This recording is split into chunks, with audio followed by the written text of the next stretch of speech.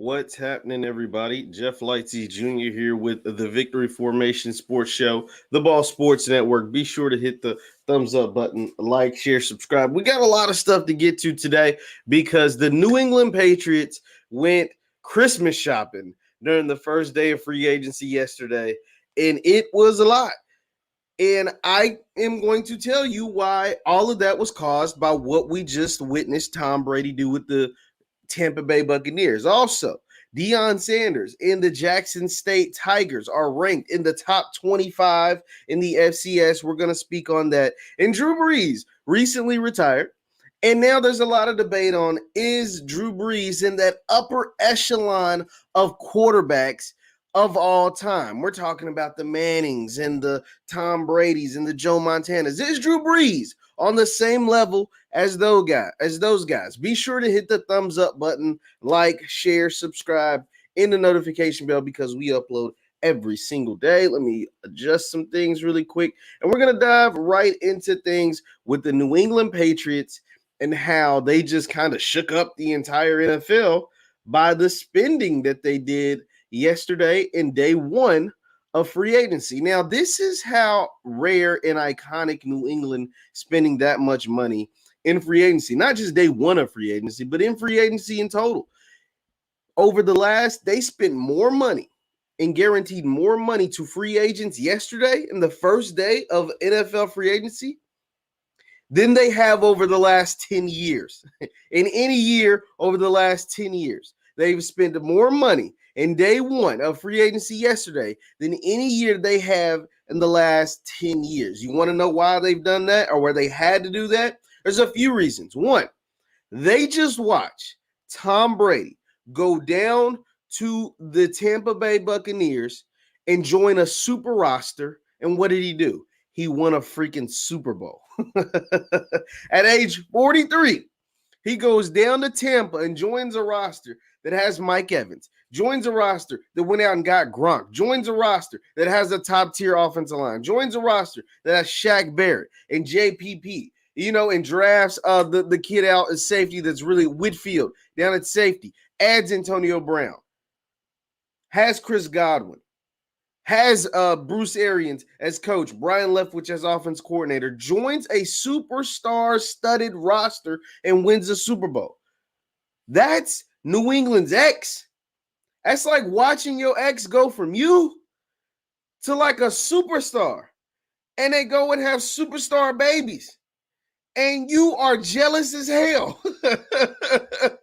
You are jealous as hell. So what do? You try to get you a superstar wife. You try to get you a superstar husband or whatever. And that's what the Patriots didn't get, a superstar, but they upgraded their roster. Kendrick Bourne, they signed Kendrick Bourne, a wide receiver from the 49ers. He had almost 700 yards, 2 years, $22 million. Jonnu Smith, a rising tight end. I really think Jonnu Smith is a special player at tight end. They signed him to a 4-year deal. Nelson Aguilar, 2 years, $26 million. He had his best season ever with the Raiders last year. He caught 8 touchdowns and was a really big-time deep threat. The prize of this free agency hauling for New England is Matthew Judon. 4 years, I think over $56 million. He is the prize of this free agency class. He's someone that's going to be able to rush the passer. Jalen Mills also on a 3 or 4 year deal out of the Eagles, a cornerback. They went and traded for their former left tackle, Trent Brown, from the Raiders. So they had some Raider players. Trent Brown, who made his name in New England, got paid from the Raiders. They bring him back. And then obviously they re-signed Cam Newton. The Patriots are making moves because of what they just saw Tom Brady do in Tampa. They just saw their ex go to the Super Bowl and win the damn thing. That doesn't sit right with them.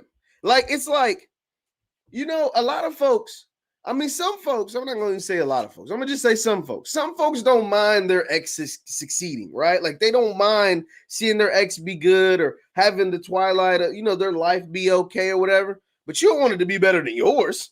like we're just a human nature. You want them, if y'all, fell off on a good relationship or good terms or whatever, you want them to be okay. You don't want them to get sick. You don't want nothing tragic or anything to happen to them, but you don't want their life to be better than yours. You still want your life to be better. Like, you still want them to check your Instagram and be like, damn, like so-and-so is doing good. Or dang, like so-and-so is really living life. Or dang, they didn't really need me. They're better without me. You don't want them to do that. Like, you don't want that to happen. I mean, just be honest. So that is what New England saw Tom do last year.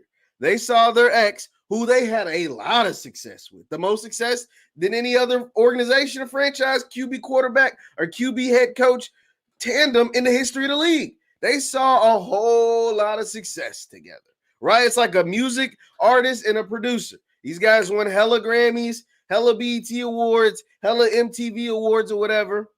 And then they had a falling out. They had a breakup, right? They split.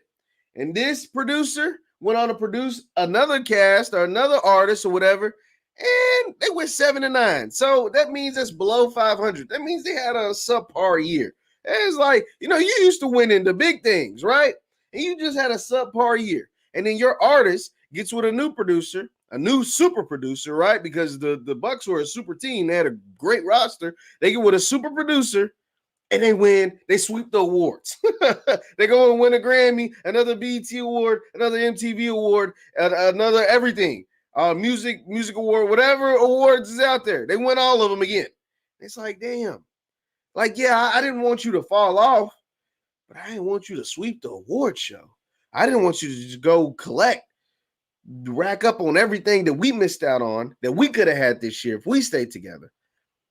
That's what just happened in New England with Tom Brady. What this also shows, besides the fact that the Patriots were jealous and they just witnessed Tom Brady go out there and win the Super Bowl in his first year with no offseason, and now he's coming back with the same team with a complete offseason and a season in after winning a Super Bowl. He just won a Super Bowl during the COVID year, right? So let's think about that. He won a Super Bowl and they weren't even able to gather together. They weren't even able to get together as a team and practice and do all kinds of stuff until the season started. And we saw that the first couple of weeks of the season, they didn't look like the same team that they looked like at the end of the year.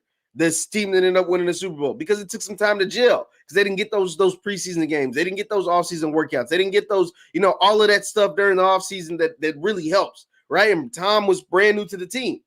But by the end of the year, they were clicking on all cylinders, and of course, they won the Super Bowl. So, it is what it is.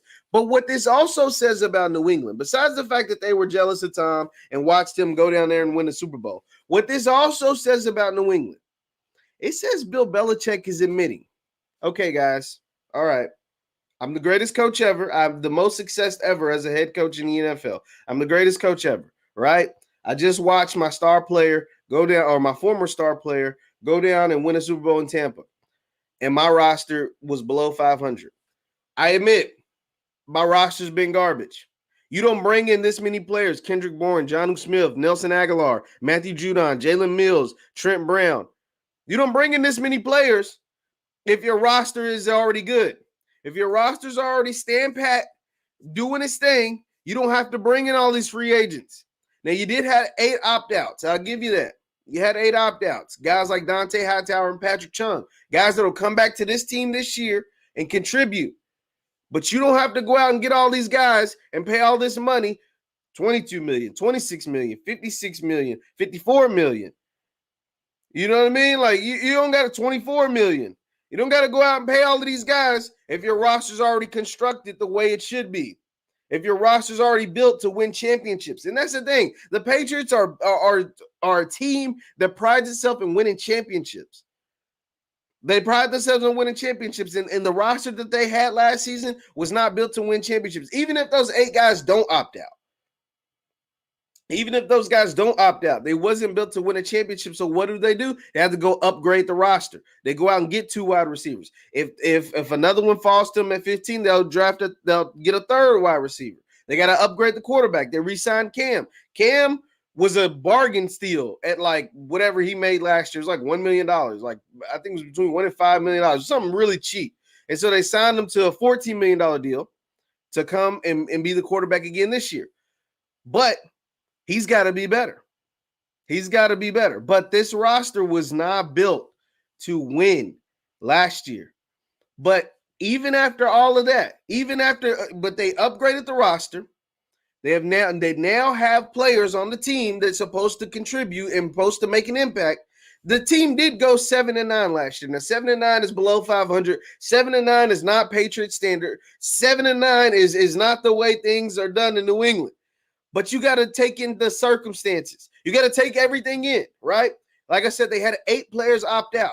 Had 8 players opt out. Their franchise quarterback for the last 20 years left town. So you had your franchise leave the town.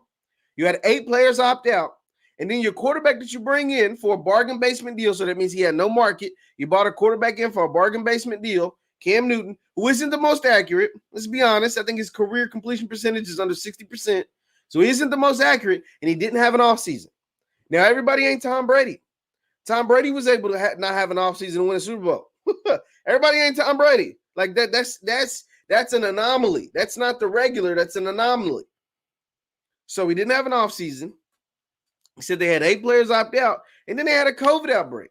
The Patriots had a COVID outbreak. They had a really bad COVID outbreak, so a couple different weeks throughout the season, they couldn't even practice. And then Cam got COVID. So he missed the game, and then for the next over a 3-week span, he wasn't even the same guy. Like, he played horrible. We had 2 horrible games once he came back from COVID. So you had a COVID outbreak, no offseason, your quarterback gets COVID, your franchise quarterback leaves town, goes and wins the Super Bowl, and your roster's bad with 8 opt-outs. And even with the opt-outs, the roster still wasn't that good, and somehow, some way, you still managed to go 7-9. What does that tell me? There's a lot to build from. Bill is a good coach. Nobody's denying that.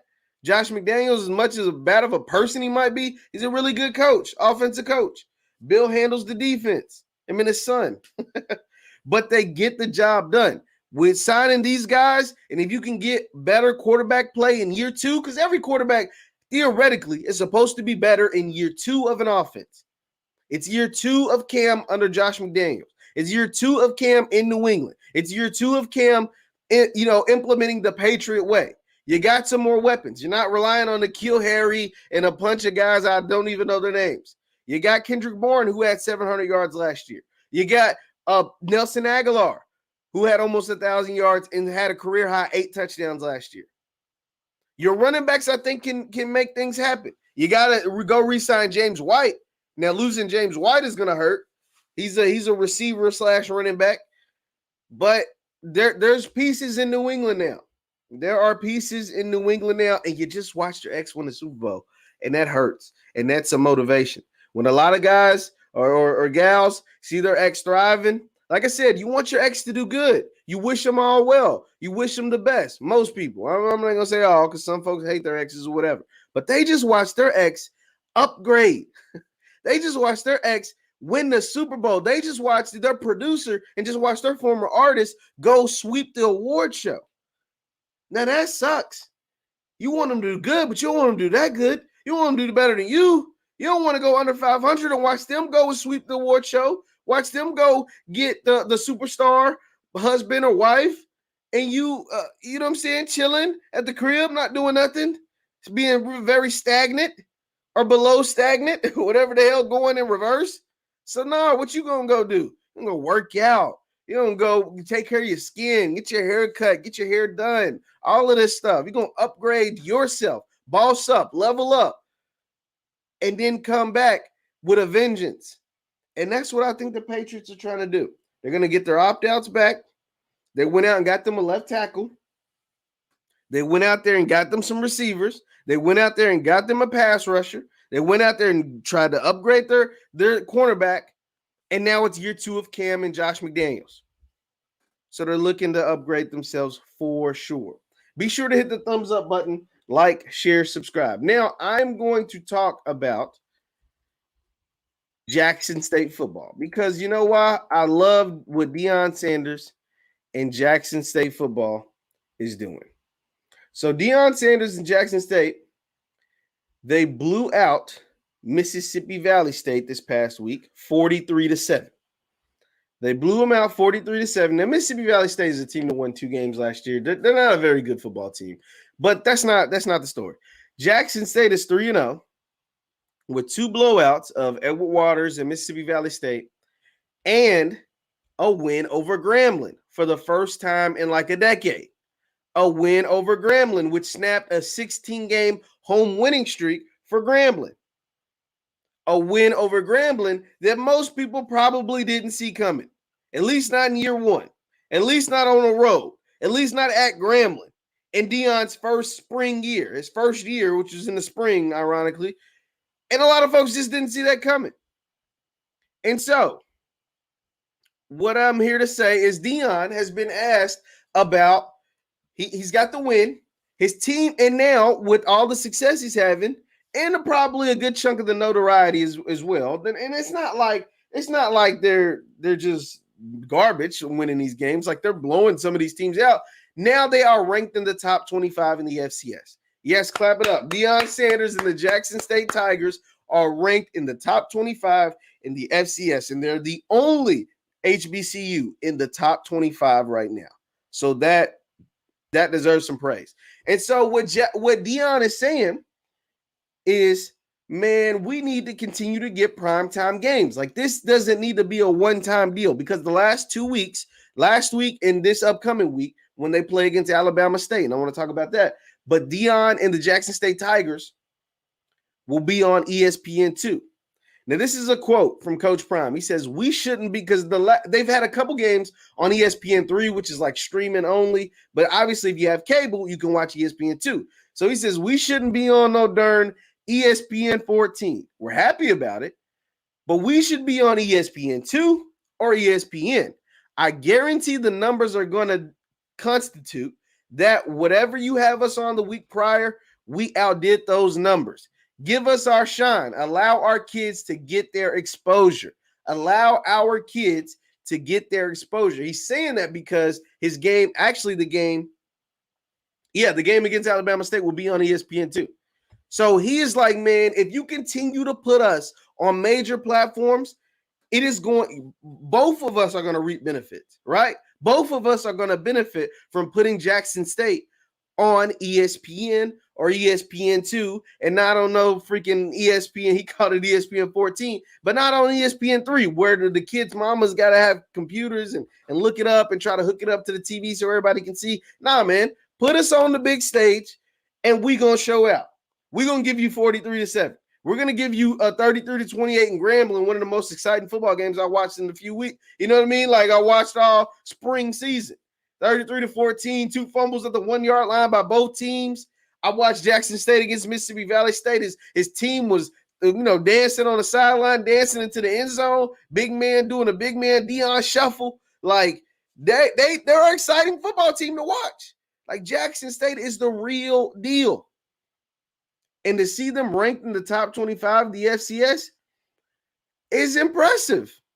Like, I'm not gonna act like that isn't something that's pretty cool. Like, they are ranked one spot ahead of Murray State. Shout out to Murray State. But yeah, so Deion, he wants to continue to get the exposure for his school and for his football team. He had guys like Gillian Wallow on the guys who do the $1 Million Worth of Game podcast on the sideline. He had him give him his team a pep talk.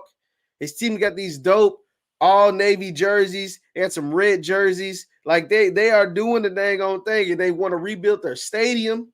They want to get turf field. Like, he has all of these plans and these expectations for Jackson State, and I love it because it is totally possible. Everything that Deion wants to do for Jackson State and all the success that he wants to have, it can happen. He's already shown the way he can recruit as at an elite level.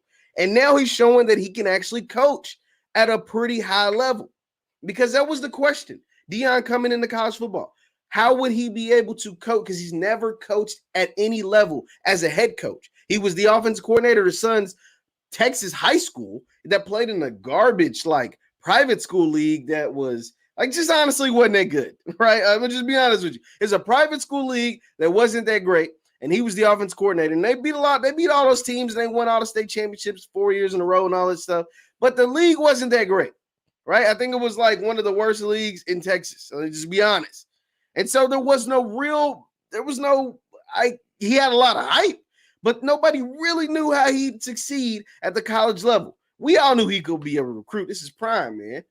But we should have known, at least me, should have known. This is prime, man. Anything that he does, he's going to do at a high level. He played football at a high level. He played baseball at a high level. He was a high-level broadcaster. And now he is a high-level college football coach that just happens to be killing it at an HBCU. So shout out to Prime and all the success that the Jackson State football team is having, because they play Alabama State, which will probably be the best team they've played so far this year. Grambling was a really good team, and they barely escaped out with that win. Alabama State is supposed to be a really good team. It may be the best team they play all year. So we'll learn even more about Coach Prime. We'll learn even more about Jackson State. We'll learn even more about these guys this week against Alabama State. And that game is supposed to air on ESPN2. Let me double check that one more time, just so I'm not telling you the wrong information. But this game is supposed to air on ESPN2. Yep, it'll air on ESPN2 on Saturday, March 20th at 4 o'clock Eastern, 3 o'clock Central.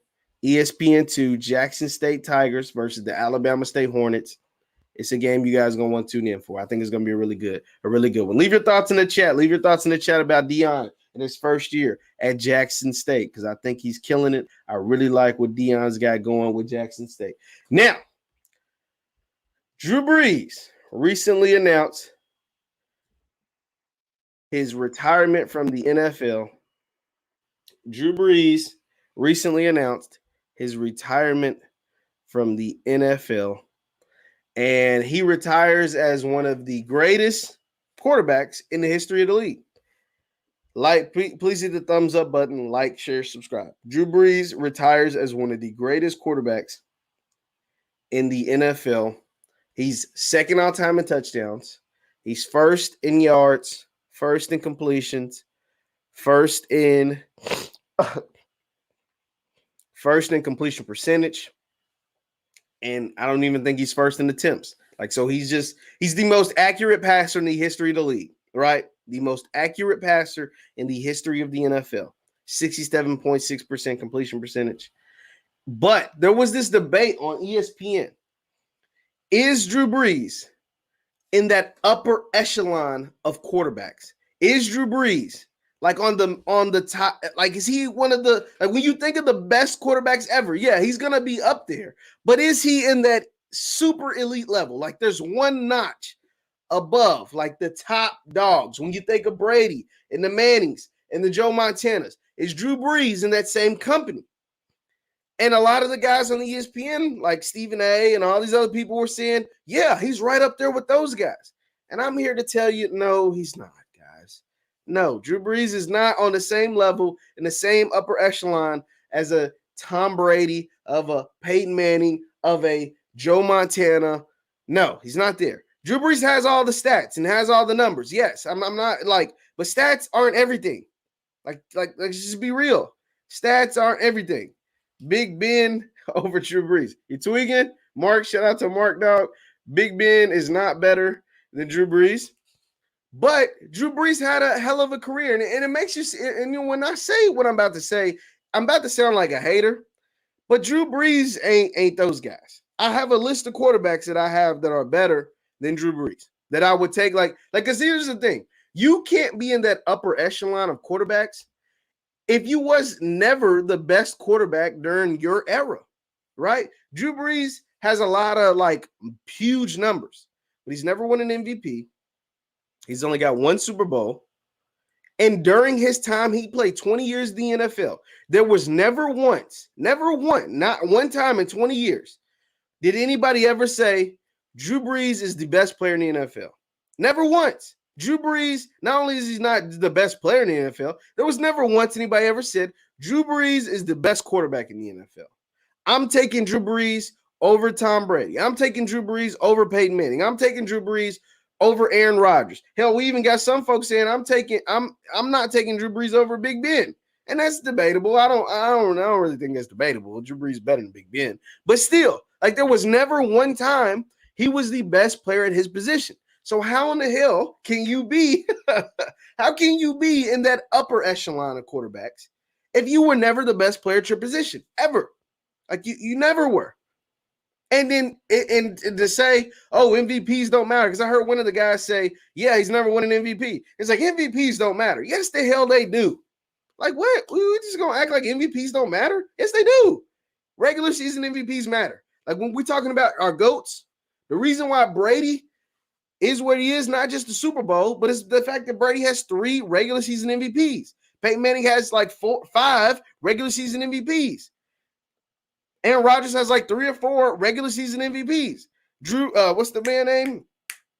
Brett Favre has like 3 or 4 regular season MVPs. Like these people get thrown in this category because MVPs do matter. Like that matters. Drew Brees doesn't have one. So that lets me know never one time during the regular season, his team or his teammates or the writers or whoever, he's a lovable guy. So it's not like the writers had a vendetta against him. He's a really likable guy.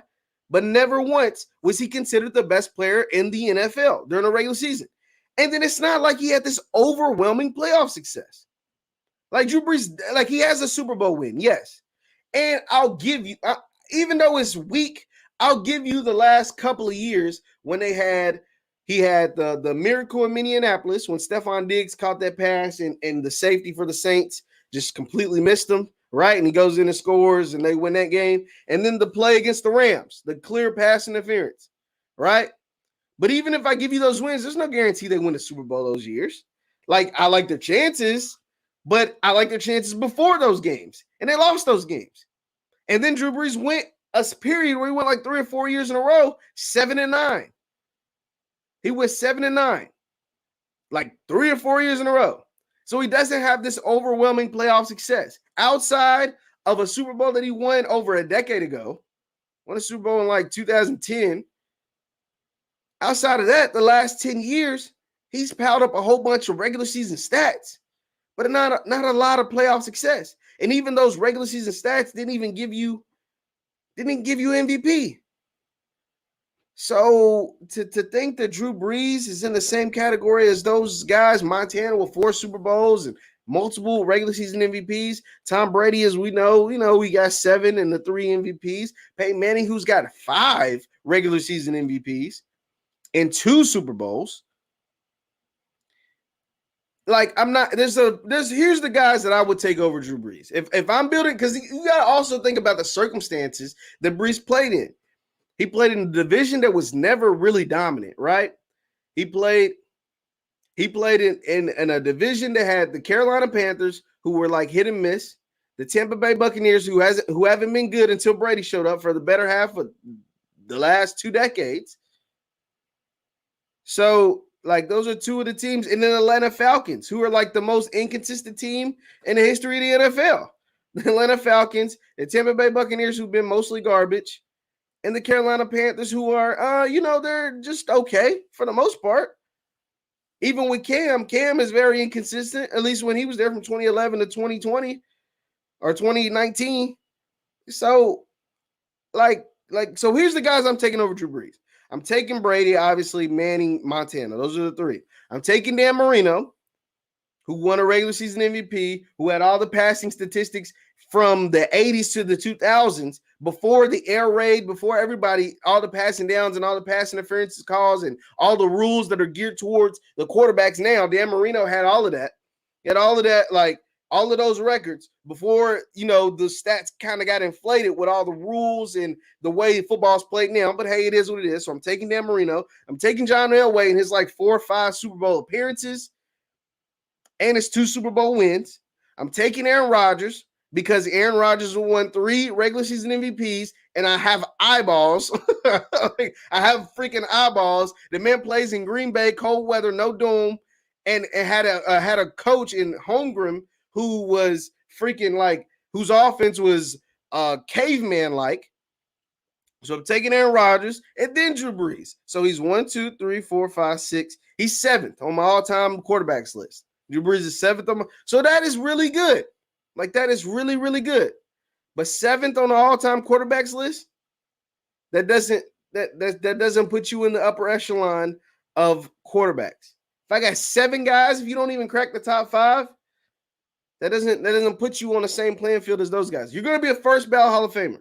You're going to be a first ballot Hall of Famer. You're going to be a first ballot Hall of Fame broadcaster, I believe. I think Drew Brees is going to be an amazing broadcaster. But we're talking about Manning and Brady and Montana and Marino and Rodgers. You taking Drew Brees over them? Probably not. And he didn't have the same success. Yeah, he has all the numbers. He played 20 years in a dome with an offensive Hall of Fame head coach and in a dome in a weak division. He's got all the records. Yeah, he does have all the records. You're absolutely right. But that's what I'm getting at. Like, you can have all the records. You can have all the stats in the world. I have eyeballs. Like, I literally watch these guys play, and never once was he the best player of his era. Never once was he the best player in the league. He played during the majority of his 20 years were played when Brady was playing, when Peyton Manning was playing, when Aaron Rodgers was playing. And never once were you going to take Drew Brees over any of those guys. And then in the back, so that was like during the majority of his 20 years. And then in the back half of his 20 years, you had the Russell Wilsons, you had the Patrick Mahomes. These guys overcame Drew Brees. And in the middle of those things, Eli Manning won two Super Bowls. Not to say the Super Bowls matter everything, because only a few folks win multiple Super Bowls. That's tough. He is the most accurate quarterback ever. I get that. I get all of that. And I said that earlier. But at the same time, yes, quarterback is about delivering the ball. But in the playoffs, Drew Brees didn't have that much success. He didn't have that much success in hell in the regular season. It was a lot of times he missed the playoffs. And he never won a regular season MVP. That kind of stuff matters to me. I don't know about y'all, but when I'm evaluating these things, there was never once, well, I thought Drew Brees was better than Peyton Manning, except for maybe that last year in Denver, but never once. There was never once I thought Drew Brees was better than Tom Brady. Even to this day, I just watched Tom Brady throw for 43 touchdowns and win the Super Bowl with a brand new team and no offseason. There was never once, once Aaron Rodgers got it going, I never thought Drew Brees was better than Aaron Rodgers. Never. And now in the back half of Drew Brees' career, he came up short the last few years. And then guys like Russell Wilson and Patrick Mahomes became better. So he was never once considered the best quarterback in the NFL, and he has no MVPs to show for it. So that kind of stuff matters to me. When we're talking about the all-time GOATs, MVPs, Super Bowl wins, Super Bowl MVPs, playoff success, along with the stats and the numbers. Because we know people can have these crazy gaudy stats and not really be as good as these numbers show. Now, I'm not saying that about Drew Brees. I'm not saying that about Drew Brees at all.